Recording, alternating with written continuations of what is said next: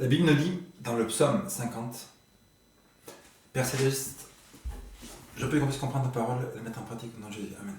Dans le psaume 50, la Bible dit, verset 17, 16, et Dieu dit aux méchants, quoi donc? Dieu dit aux méchants, quoi donc? Le méchant, il répond quoi? Quoi? Toi, Dieu, tu me parles à moi? Qu'est-ce que tu vas me dire? Tu n'existes pas? Pourquoi tu vas discuter avec moi? Quoi donc? Tu énumères mes lois et tu as mon alliance dans la bouche. C'est bon que ce monde aujourd'hui marche dans une voie dans laquelle il croit bonne et elle n'est pas bonne. Et la plupart des gens, c'est ça un grand problème de l'humanité aujourd'hui, c'est que les gens croient beaucoup dans toutes les religions, que ce soit l'islam, que ce soit la chrétienté, c'est les gens vont croire qu'ils sont sur la bonne voie. Moi, si je suis sur la bonne voie, si je crois que je suis dans la vraie religion, la vraie église, la vraie croyance, les athées aussi croient aussi dans le vrai, imaginez-vous. Nous ne parlons pas là de gens qui sont dans l'islam ou dans le christianisme, etc.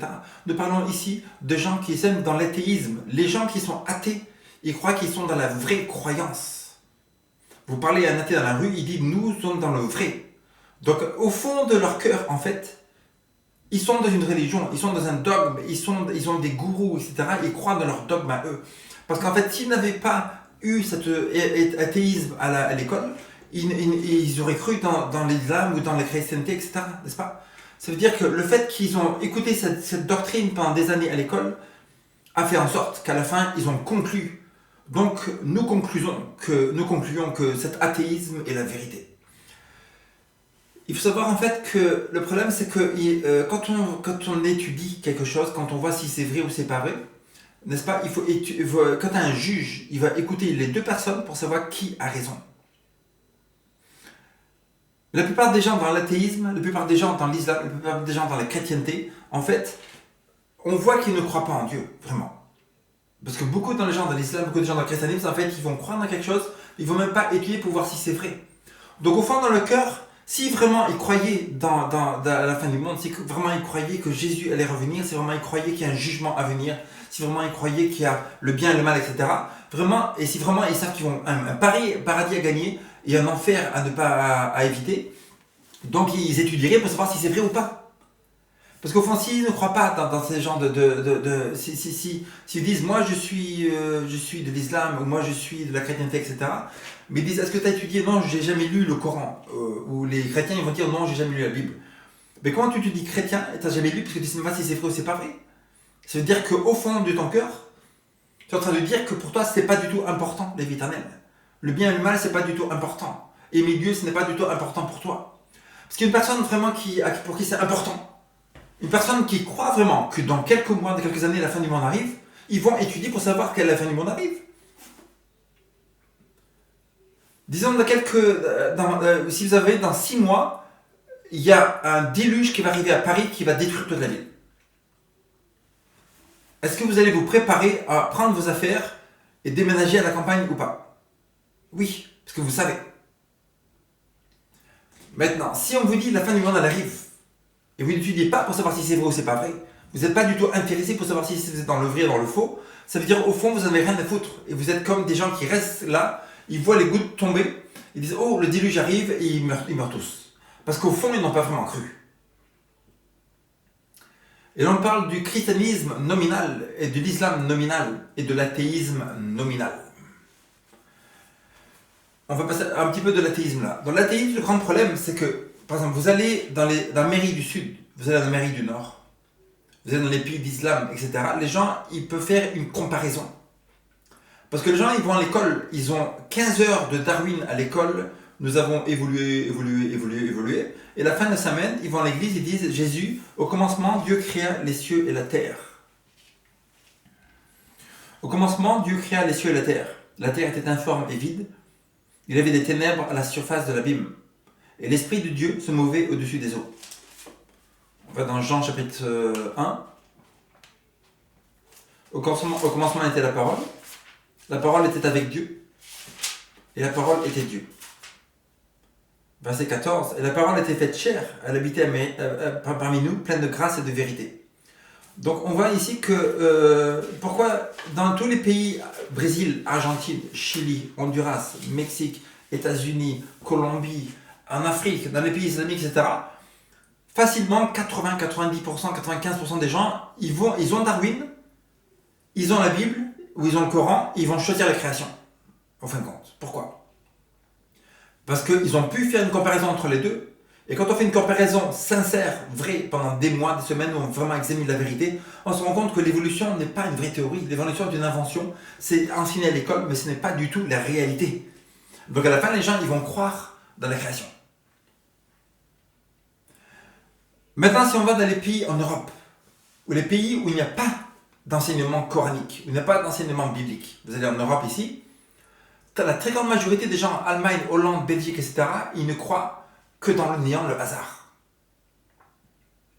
Cela n'était pas le cas il y a encore 200 ans. Vous allez il y a 200 ans en France, ici, 99% des gens étaient chrétiens, croyants, mais vraiment sincères. D'un côté catholique, d'un côté protestant. Et donc depuis la Révolution française, Maximilien Robespierre, ils ont détruit la Bible, ils ont dit que c'est pas vrai, etc. Ils ont pas cru, donc on voit tout ça dans Apocalypse chapitre 11. Dans l'Apocalypse chapitre 11, si on y va, on voit qu'il y a un verset qui nous dit que ça parle de Paris. Et leurs cadavres de l'Ancien et du Nouveau Testament seront sur la place de la grande ville, la capitale, Paris, qui est appelée dans un sens spirituel Sodome et Égypte, là même où le Seigneur a été crucifié. Donc on voit que dans la tragédie des siècles, chapitre 15, Ellen G. White nous dit cette prophétie signifie Paris et la France. Sodome et Égypte, là où le Seigneur a été crucifié. C'est-à-dire que dans tous les pays d'Europe qui n'ont pas l'enseignement, qui ne peuvent pas comparer les deux, automatiquement ils vont croire dans l'évolution. Donc les gens ici, ils ne sont pas évolutionnistes parce qu'ils ont fait un choix. Ils ne sont pas évolutionnistes par choix, ils sont évolutionnistes par défaut, par obligation, parce qu'ils ne savent pas le reste. Et qu'on leur a lavé le cerveau disant les Bibles, le Coran, c'est des vieilles histoires, etc. Donc la France, Sodome, Égypte, là où le Seigneur a été crucifié. Égypte, pourquoi? Vous êtes dans l'Ancien Testament, et vous avez le peuple d'Israël qui va devant Pharaon. Et Pharaon leur dit toi, tu es Moïse, toi? D'où tu sors, toi? T'es qui, Moïse? Un berger? T'as un bâton dans la main? Mets ton bâton par terre. Et il se transforme en serpent. Là, d'accord. Donc, tu as une certaine puissance. Moïse t'a pris le serpent par la queue. Il t'a pas mordu, il est devenu un bâton. Ok, tu as de la puissance. Mais d'où tu sors? Je suis que je suis. T'as dit de faire sortir les Israélites d'Égypte. Je suis, mais qui c'est je suis? D'où il sort ce je suis là? C'est qui ça? Tu veux pas adorer les Baals, les Astartés, les Moloch et tous les dieux qu'on a ici, les Ila et tous les dieux de divinité païennes qu'on a? C'est qui je suis que je suis? Je suis que je suis? Je ne connais pas, je ne sais pas qui c'est ce je suis. Et on voit très bien que même Dieu lui-même, en amenant les plaies les plus impressionnantes, les plus graves, les plus hallucinantes, devant tous les yeux de tout le monde en Égypte, il met des grenouilles qui partent des millions de grenouilles. Imaginez-vous que vous arrivez en Paris, et Dieu a dit à François Hollande, si tu ne laisses pas les chrétiens tranquilles, je t'envoie des grenouilles partout dans Paris. Et dans Paris, vous levez le matin, il y a des millions de grenouilles partout, dans le métro, dans les magasins, partout qui bouffent tout, dans les trucs, dans les bus, dans les voitures, partout, dans les chaussures, dans les habits des gens. Et au bout de quelques jours, ils disent, on n'en peut plus. On n'en peut plus. Il y a partout, il y a des grenouilles, on n'arrive pas à travailler, on n'arrive pas à avancer partout. Ça casse les ordinateurs, ça casse tout, ça mange les fils d'ordinateur, ça mange tout, les coupures de courant et tout. Arrête ça. Donc là, on n'est pas en train de parler d'un athéisme, d'une incrédulité commune du tout. C'est pas quelqu'un comme aux États-Unis ou au Mexique qui dit moi je crois pas trop. Donc il a une certaine incrédulité. Là, on parle d'une incrédulité d'une très très grande puissance satanique. La plus grande puissance satanique depuis le début de l'incrédulité. Et le summum qui est arrivé, c'est à Paris, en France. Ça veut dire, regardez dans tous les pays du monde, il n'y a aucun pays au monde aussi incrédule, aussi puissant dans la croyance du néant. Et Moïse, il fait d'autres miracles, il fait arriver des sauterelles partout. Et Moïse, il dit, et Pharaon, il dit, je ne vais pas laisser ton peuple partir, car je suis, ce Dieu dont tu me parles, je ne connais pas. Je ne crois pas dans ce Dieu. Tu m'as parlé de ce Dieu, tu m'as parlé des prophéties, tu m'as parlé de tout ça. Mais moi, Pharaon, je ne crois pas. Du tout. Je ne crois pas du tout. Donc ton peuple d'Israël, ils vont rester ici. Et ton Dieu, il peut envoyer tout ce qu'il veut comme plaie, je n'ai rien à foutre de ces plaies. Moi, je suis Pharaon, je suis adoré comme un Dieu ici. Et juste à côté, on a un Nil, la rivière, et c'est le Dieu aussi. Tu comprends? Le Nil, c'est Dieu, moi je suis Dieu aussi. Donc tu me parles d'un Dieu que je ne vois pas, mais là tu es en train de parler à moi, Pharaon, et je suis Dieu. Ça veut dire que si l'autre Dieu est plus fort que moi, qui vienne ce Dieu-là? Qui vienne ce Dieu-là? Dieu, il envoie des sauterelles partout, des millions de sauterelles, des centaines de milliers de sauterelles partout en Égypte, d'une tellement grande puissance que toutes les récoltes ont été mangées. Tout était mangé, toutes les herbes, tout. Elles rentraient dans les maisons, elles rentrent dans les salles de bain, partout dans les toilettes. Vous êtes en train de faire pipi et des sauterelles qui vous mordent partout. Tout le frigidaire et des sauterelles qui sortent. T'essayes de manger quelque chose, il y a une sauterelle qui te saute à la tête partout. Les gens en avaient marre des sauterelles. Et donc Pharaon, il dit à Moïse, ok, mais je vais toujours pas laisser Israël partir. Et comme ça, il y a eu 7 plaies, 10 plaies, je crois. Il y a eu tellement de plaies, jusqu'à la fin. Moïse, il vient devant Pharaon.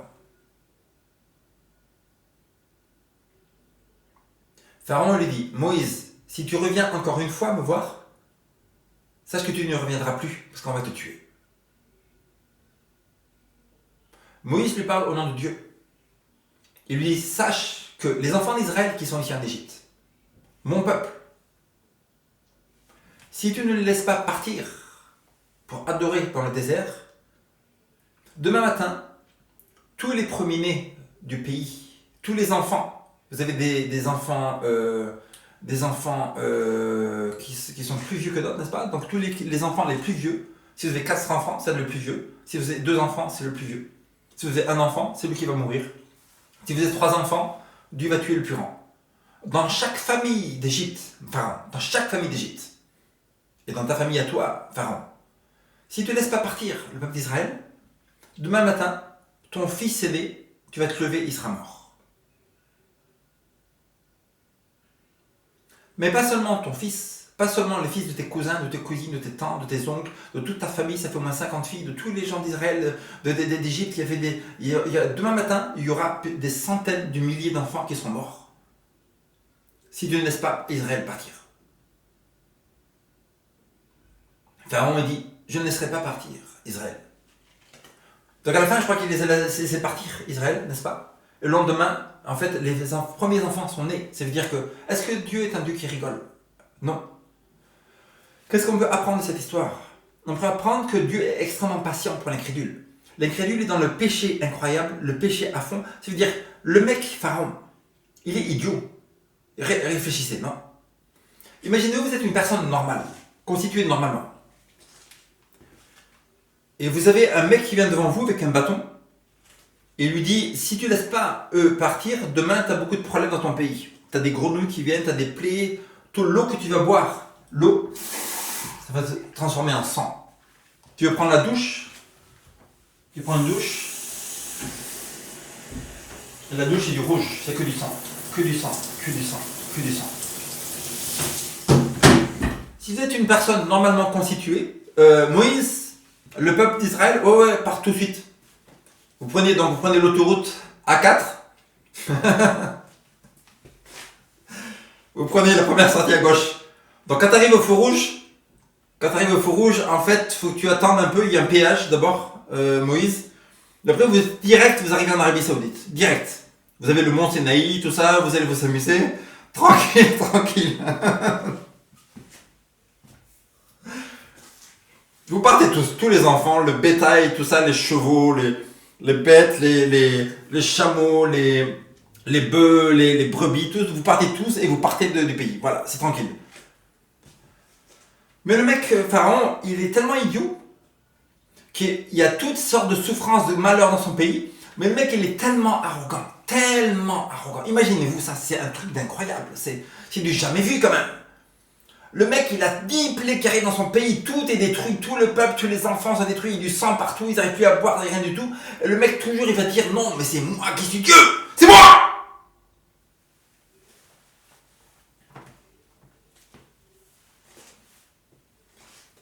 C'est pour ça que dans Apocalypse 11, la prophétie, on ne va pas la voir en détail maintenant, il y a écrit Sodome et Égypte, là où le Seigneur a été crucifié.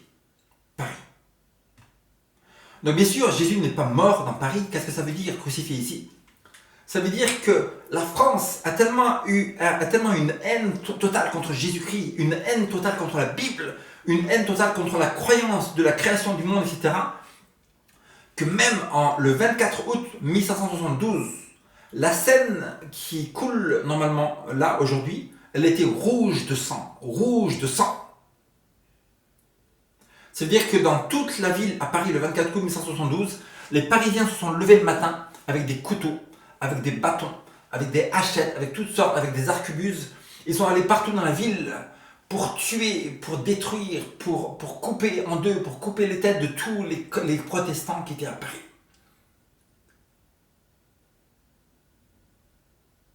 Ça veut dire que cette haine était tellement grande, tellement puissante, que même les catholiques ont dit non, mais arrêtez, mais vous allez tuer des gens, arrêtez ça. Ces catholiques qui étaient modérés, qui ne voulaient pas qu'on tue les protestants, ils étaient éventrés, ils étaient tués l'un après l'autre. Paris n'est pas la taille qu'il y a aujourd'hui. Paris, c'était plutôt Saint-Germain-des-Prés, Louvre, etc. C'était la taille de Paris. Il y a beaucoup de coins de rue où en fait à l'époque ils brûlaient des gens toute la nuit comme ça, etc.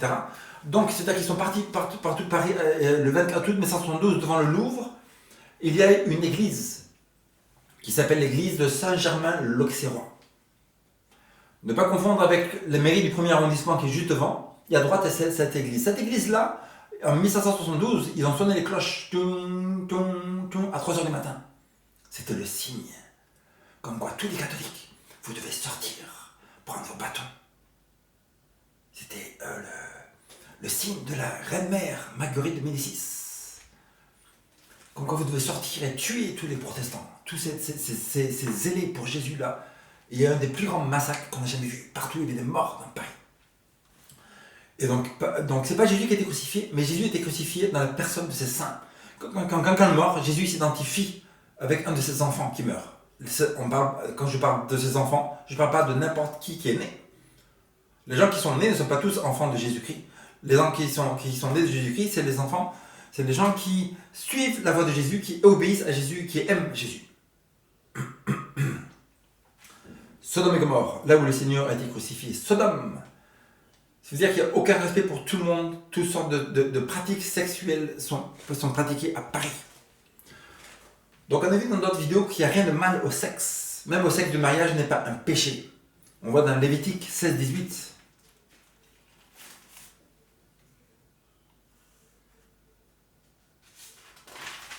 Lévitique 18, je crois. 18...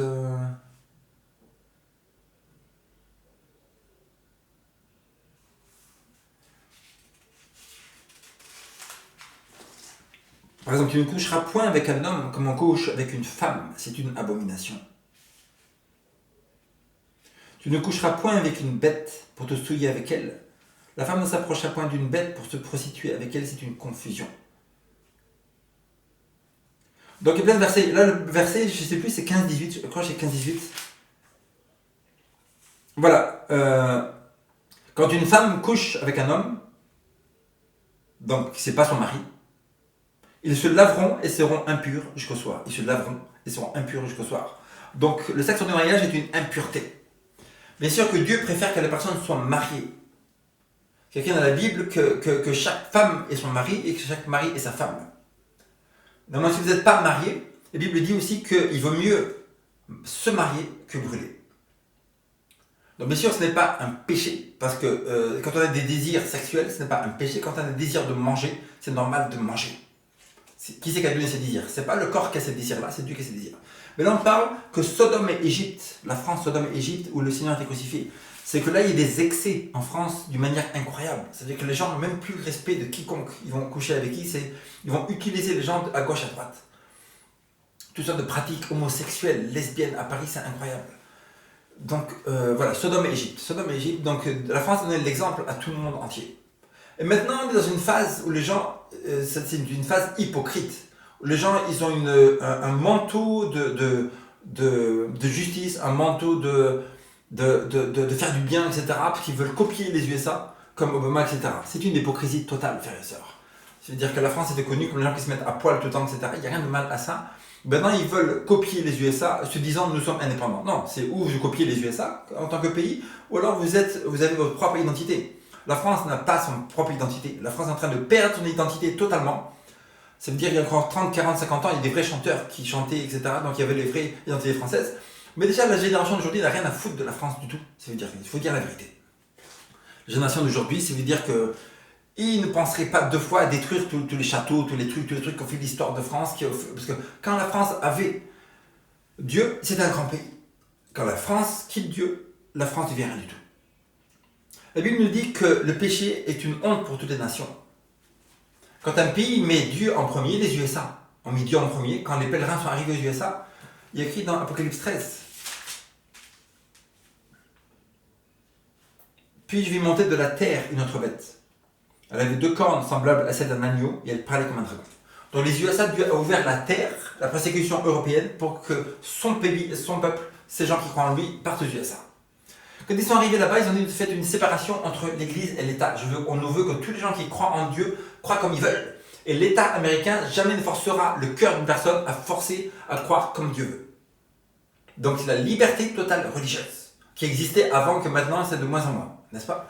Donc quand les USA, tous les présidents, ils disaient nous croyons en Dieu, nous devons revenir à Dieu, etc., nous devons lire la Bible, nous devons passer du temps dans les églises, etc., et croire en Dieu, donc Dieu il bénissait, parce que plus on croit en Dieu, plus Dieu nous bénit, n'est-ce pas? Quand une nation abandonne Dieu, Dieu abandonne cette nation, parce que la nation dit on veut plus de toi, donc il se débrouille tout seul. Quand une nation passe des lois homosexuelles, la protection de Dieu est retirée. Nous voyons dans Sodome et Gomorrhe, Genèse chapitre 18. En fait, ce n'est pas du tout le message que j'ai préparé. J'ai préparé Psaume 50, mais les paroles de ma bouche qui sont sorties, j'allais dire Psaume 50, j'ai préparé le sermon du Psaume 50. Voyez-vous, c'est pas moi ce sermon, parce que Dieu a parlé, a dit d'autres choses, que moi je ne sais pas du tout que j'allais dire ça. Je n'ai pas du tout programmé ces paroles. J'ai programmé Psaume 50. Mais Dieu l'a dit, je te donne un autre message. Quand un serviteur de Dieu parle, c'est le Saint-Esprit qui donne les idées dans la personne. Et les personnes sortent les idées qui ne sont pas à elles, elles sortent du Saint-Esprit. Quand la personne est consacrée à Dieu, n'est-ce pas? Ça ne veut pas dire que chaque sermon que vous écoutez vient de Dieu. En France, on voit ici, la plupart des pasteurs, des gens qui donnent des vidéos, etc. partout, ils n'ont pas l'esprit du Saint-Esprit. C'est-à-dire qu'eux, ils parlent de ce qu'ils veulent, n'importe quoi. Ce n'est pas un message spécial de Dieu. Quand vous allez aux USA, souvent les pasteurs, etc., latinos, haïtiens, etc., ils sont remplis du Saint-Esprit. Et quand ils viennent parler le sabbat matin ou le dimanche matin, ils sont remplis du Saint-Esprit, ils ont un message spécial que Dieu va lui donner pour donner au peuple et non pas ses paroles à lui. Genèse 18, Genèse 19. Les deux anges arrivèrent à Sodome le soir et Lot était assis à la porte de Sodome. Quand Lot les vit, il se leva pour aller au-devant d'eux et il se prosterna face contre terre. Puis il dit, voici mes seigneurs, entrez, je vous prie, dans la maison de votre serviteur et passez-y à la nuit. Lavez-vous les pieds, vous vous lèverez de bon matin et vous poursuivrez votre route. Non, répondirent-ils, nous passerons la nuit dans la rue. Mais Lot les pressa tellement qu'ils vinrent chez lui et entrèrent dans sa maison. Il leur donna un festin, fit cuire des pains sans levain et ils mangèrent. Il n'était pas encore couché que les gens de la ville de Sodome entourèrent la maison. Depuis les enfants jusqu'aux vieillards, toute la population était accrue. Imaginez-vous ça. Une ville tellement corrompue sexuellement que même les enfants de 8 ans, de 6 ans, de 7 ans les vieux de 90 ans avec des cannes, ils vont venir pour avoir des relations sexuelles. On leur dit, là où nous avons un festin sexuel dans cette maison, il y a des nouveaux qui viennent d'arriver. Tous, vous venez dans la maison, il y a un festin sexuel à Sodome. Ce soir, 20h30, festin sexuel Sodome. 20h30, tous les enfants, les vieillards, tous vous sortez des maisons. Vous allez prendre un bon moment sexuel à Sodome. Fête sexuelle ce soir. Tous les enfants, ils étaient là.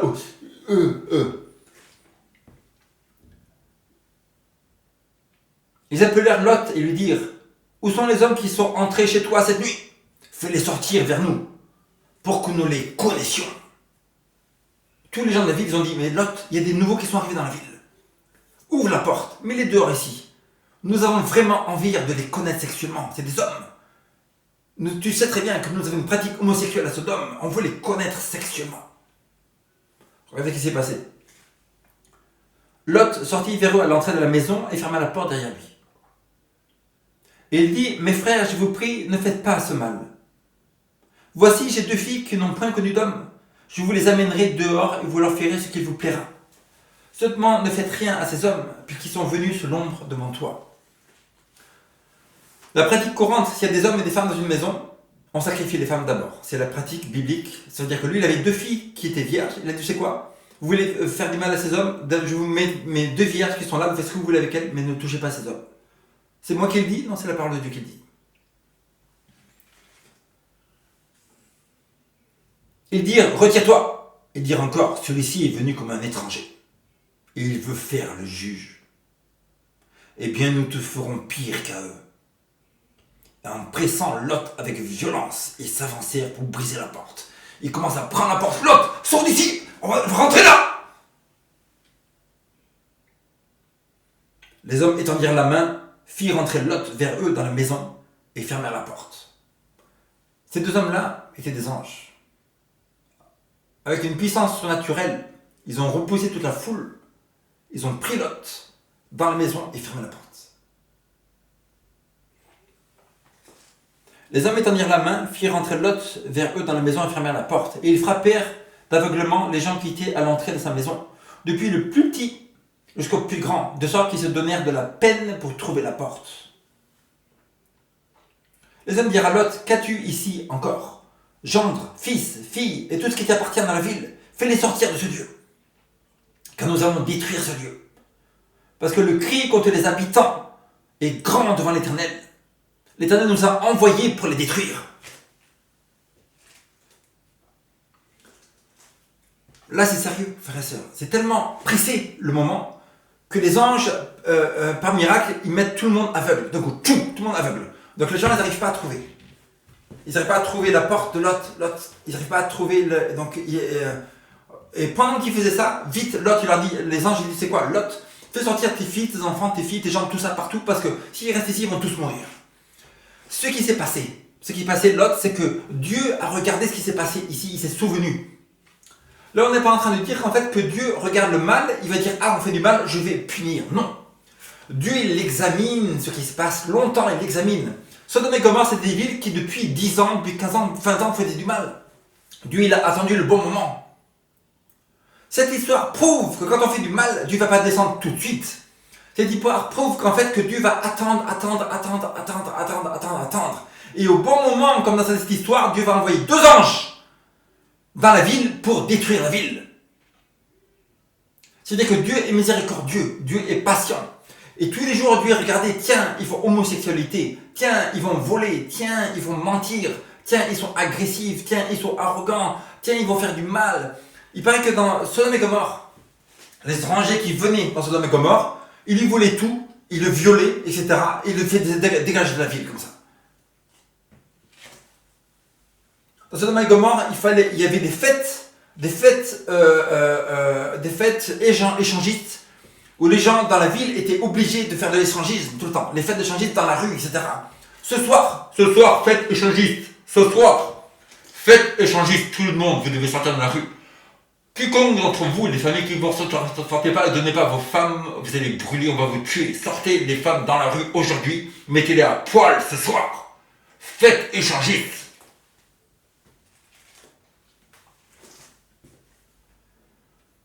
car nous allons détruire ce lieu. Parce que le cri contre ses habitants est grand devant Dieu. Dieu nous a envoyés pour le détruire. Lot sortit et parla à ses gendres qui avaient pris ses filles.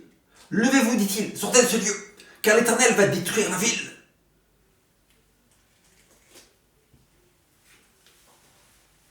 Regardez ce qui se passe. Mais aux yeux de ses gendres, il parut plaisanter. C'est-à-dire que les filles de Lot avaient marié des gens de la ville de Sodome. Comme ils étaient de la famille, les anges voulaient qu'ils sortent tous aussi et être sauvés. Mais quand Lot leur a dit, vite, vite, on part parce que Dieu va détruire la ville. Les anges, ils ont dit, Dieu veut faire quoi? Dieu, il va envoyer du feu, détruire. Détruire la ville Sodome. Genre, tu veux dire que Dieu va détruire New York, détruire Paris, avec la tour Eiffel comme ça?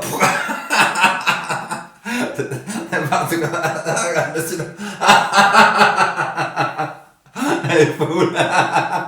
Mais il est malade. Dieu va détruire la ville avec du feu de... T'es malade, t'es fou. Dieu va détruire Sodome. Mais aux yeux de ses gendres, il parut plaisanter. On a parlé de quoi? De l'incrédulité. Les gens tellement incrédules que les gendres ont vu les anges mettre aveugle tout le monde, les protéger Lot, et même là, ils n'ont pas cru. Même là, ils n'ont pas cru. Oh. Dès l'aube du jour, les anges insistèrent auprès de Lot en disant « Lève-toi, prends ta femme. »